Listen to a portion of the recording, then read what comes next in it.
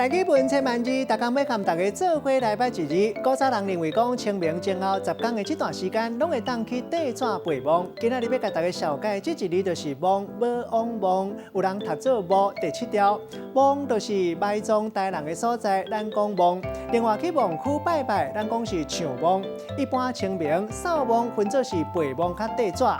陪墓就是替墓换新土入去，一般是墓头3年，咱叫做陪墓。刷落来就要等到条内有子孙娶某生囝，买新厝落成，考取功名，才会当来陪墓。若无，就敢若跪纸尔。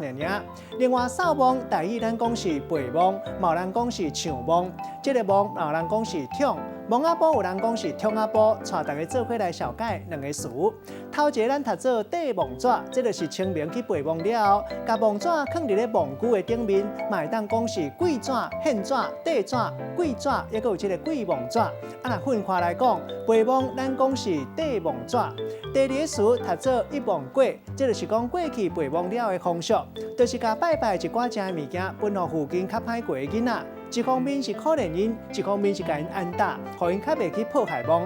咱用一句话来举例，甲这2个词甲做伙。比如讲，古早清明陪墓、地墓纸，拢会冠是一墓过。也毋过即马大部分拢是伫咧公墓，这个风俗就慢慢无啊。今仔日小解这一日读做墓，另外一个音读做无，提供予大家参考。